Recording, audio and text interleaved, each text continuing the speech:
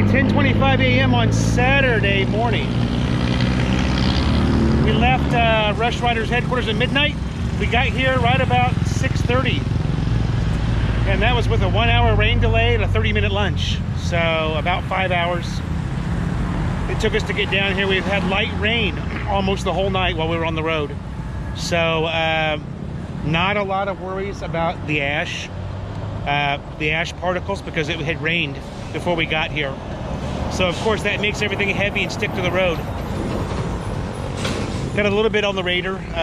We've all got some ash cover on the bike, you can see.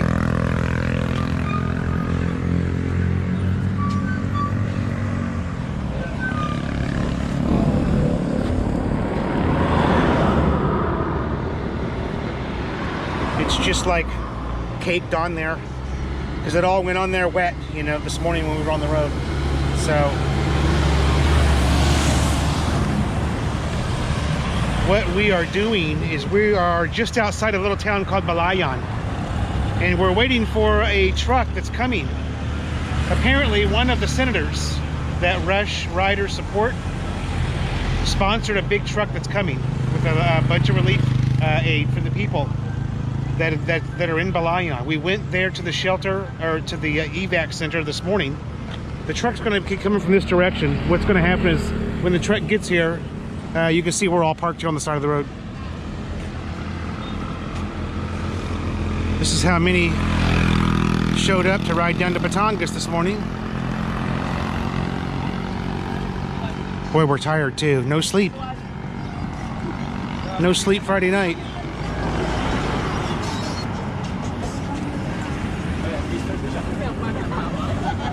All right. Good morning. How you feeling? Feeling good? Tired. Tired. Waiting for some MP? What? Waiting for some MP? Yeah. Drink a bottle of MP. Make us feel better. Feel better. Feel better. Hungry. Hungry, yeah.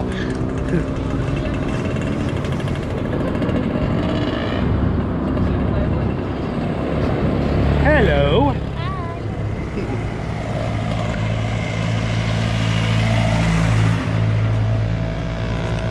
Yeah, surprisingly, don't feel too bad for not having any sleep at all. Anyway, that's the plan, guys. And when we get back to Balayan, to the evacuation center, I'll give you guys a look at that. Apparently there's 970 people there at the evac center. So according to the roster that was out front, it actually listed everybody that was there, the infants, 6 to 12-year-old, or no, 0 to 6 years old, 6 to 12, all the way up into elderly, and how many there were of male and female. So pretty interesting. Here's Mama. Big G. And this was our snack while we were waiting. Masarap. Sarap naman eh. You get five of those for 20 pesos. Not bad, huh? And the girl's cute too. Stop by and see her if you come this way. There you go. Okay, more later. Thanks for watching.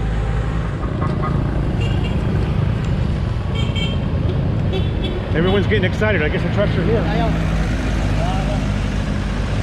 ba nagantay dito sa karo?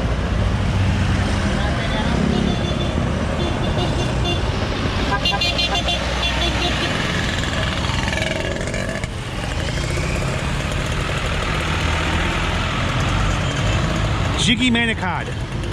That's who it is. That's who donated the goods. Here we go. We're going to follow him in. Sir,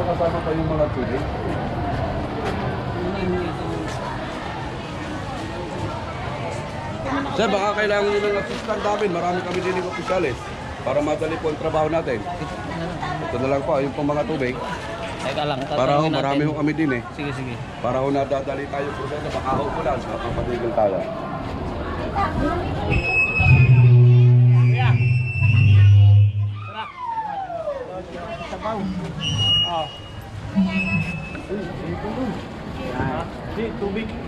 Hindi sir, tatawag pa ako ng mga kasama ko. Baro. Ay, pasok po kayo. Pasok po. Ma'am, ba't kayo aalis? Tubig. Wala kayo. Sa tubig. Ba't kayo lilipat sa amin? Okay guys, you can see we are at Balayan East Central School. And that is the site for the evacuees here. 273 families, 790 people are here. And we rode all the way down here to help unload these trucks. All these had something in them, food, water, and actually we made short work of it. We're done already.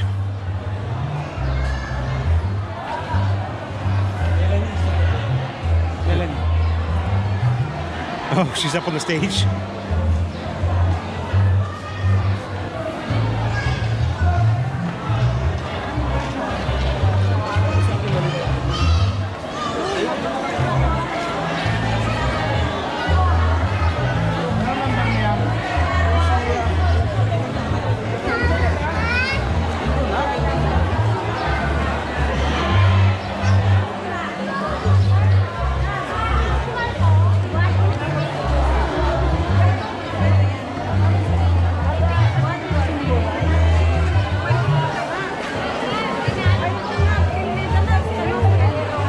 Maybe later I can get a look at what they're passing out here. We can see what it is that they're getting. Looks like each family's getting one blue bag.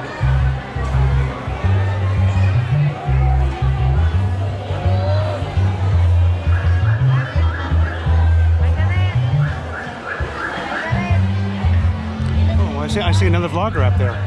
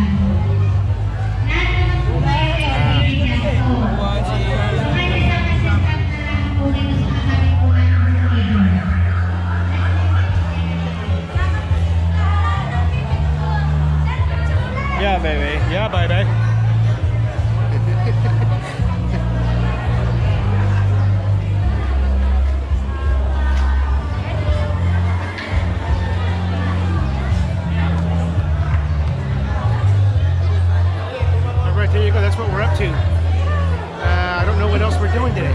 But stay with us. Whatever it is we're doing, we're going to vlog it. More later, guys.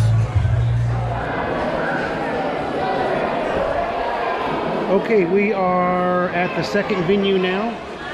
This is Balayan National High School.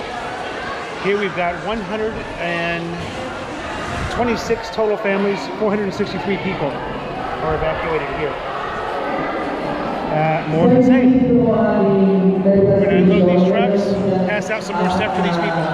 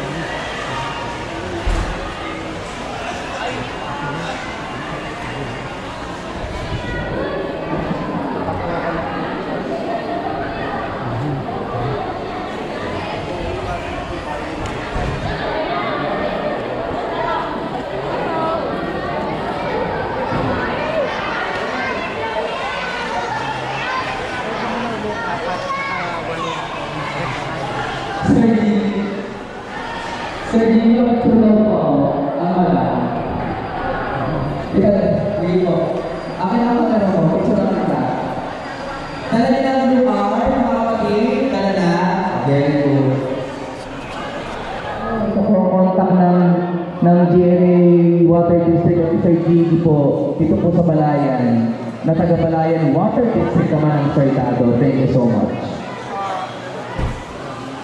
Salamat po. Salamat po. Salamat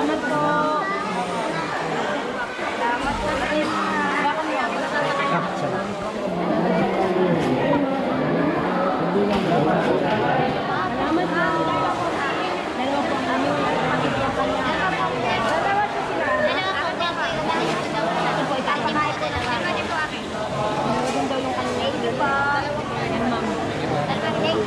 Dalawa po ang kami. Ma'am, dalawa po yung kanya.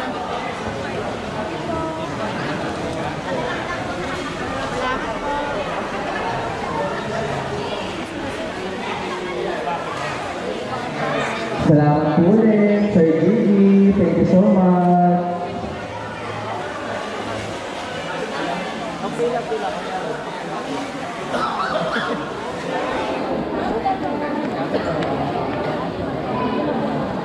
Yan po si Ma'am Juliet. Ma'am Juliet, maraming po salamat. Mula po sa GMA Water District, maraming po salamat. Thank you so much for planting po yung aming lugar. Maraming po salamat sa inyong tulong.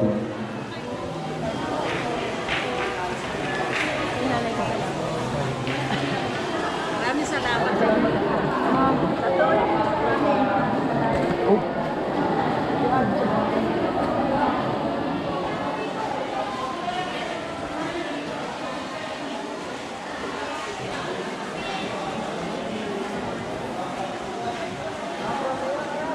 O yan na, bigyan Sir Gigi kanina.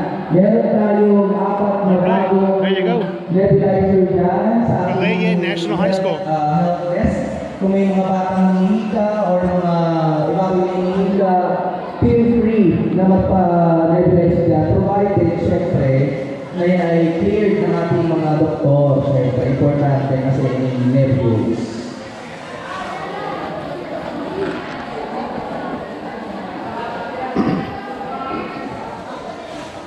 I think, although I'm not sure, I think that we've got about a 30-kilometer ride and we're going to one more location, one more city. But I'm not sure about that. I know there's a second city, but I didn't know there were going to be 2 schools here in this city, so maybe not. But we didn't unload the entire truck. The truck is still half full, so it's going somewhere. Stay tuned for more.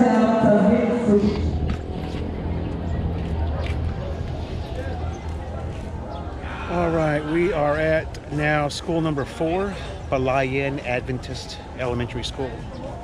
And this looks small. I don't think we're going to be here very long at all. Doesn't look like there's a lot of people here at this one.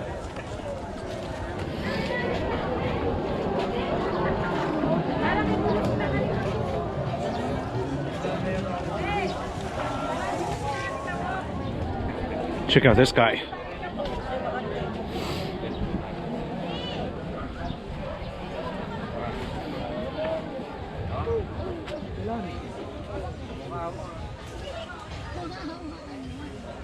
Malayo na ako ng trabaho. It's a big boy. Ay, di maganda. Maganda. Oo nga, maganda. Paganda. Oh, di kayo direct ka sa mga punto ni Gerald. Hindi makakala yan.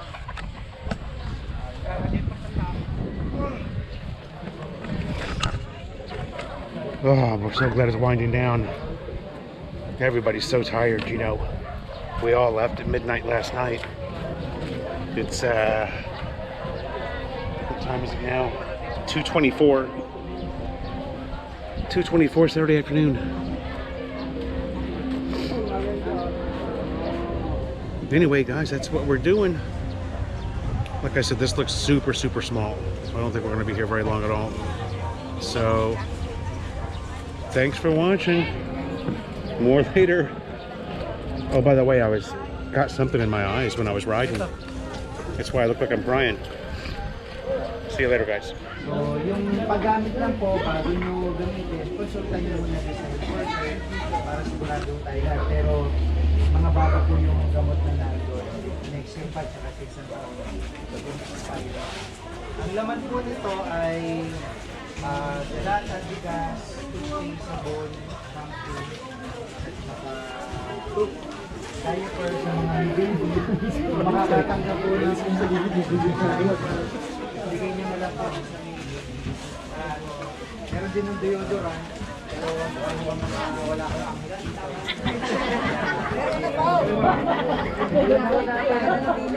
Salamat po ha. Thank you.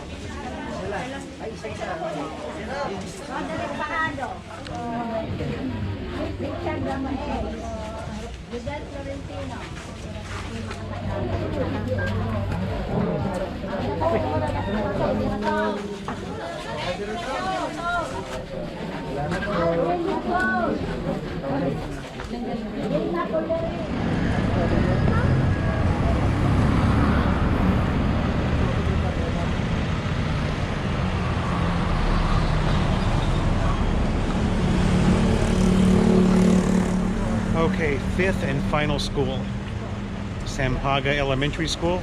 This there's 90 families here, 300 evacuees. 90 families, you guys.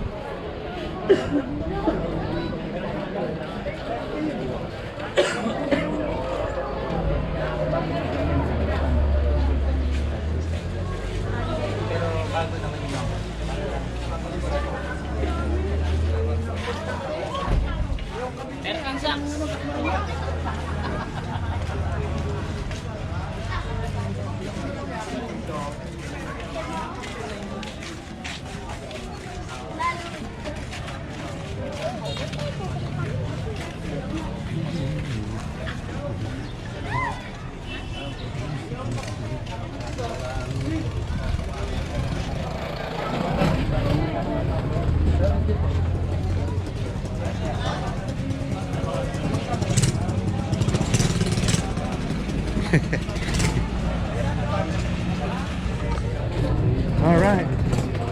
All that's left to do now is buy the Imperador and start drinking. After this one, we're done. More later, guys. All right, good morning. And we are back on Philo in the Philippines. Feeling a little bit rough this morning. Had a little too much to drink. Big party last night. I just want to show you where we're at here. We're We're still in the city of Balayan, and this is Balayan Bay. Now, it's not going to be perfect, all right, because of the way the sun is. The sun's just rising over here, so I just want you guys to have a look at it. Balayan Bay is where we're at this morning.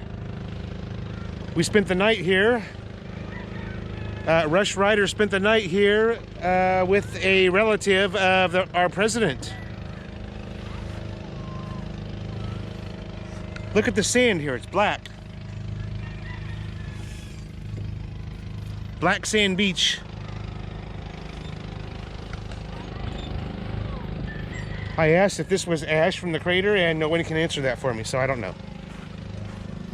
Anyway, this is where we were drinking last night. This is perfect. Look at this. Is this Filipino style or what? A little pier with a concrete table. Yeah. I think we did one bottle of Alfonso and at least a half a bottle of MP here last night. Quite a few fishing boats, as you can see. There's a boat out there bringing their net in. They had it out all night long. Ooh, Balayan Bay, guys. Balayan Bay, Batangas. Time to get some coffee and get ready for that 150-kilometer ride home. Thanks for watching. That's a wrap on the relief efforts of Rush Riders in Batangas. We had a good time, and it was also a little bit of a bad time. It was a rough day, and I'll talk more about that in the live chat on Tuesday. Thanks for your support. We appreciate you guys watching Philo in the Philippines, and we have a great time bringing you guys these videos. Thanks so much for watching. More later. Bye now.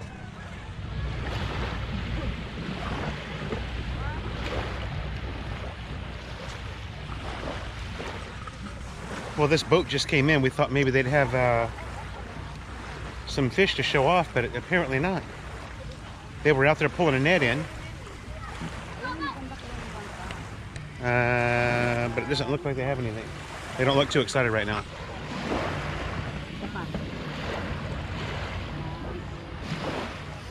Anyway, there's Mama.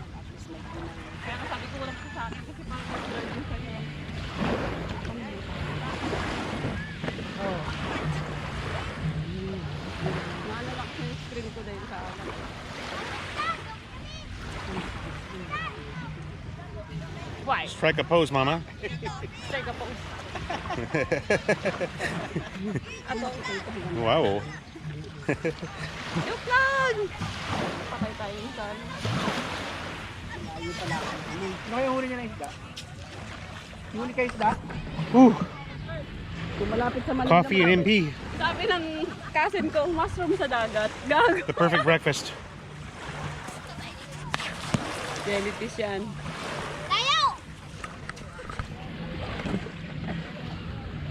Naglilinis na sila ng motor eh.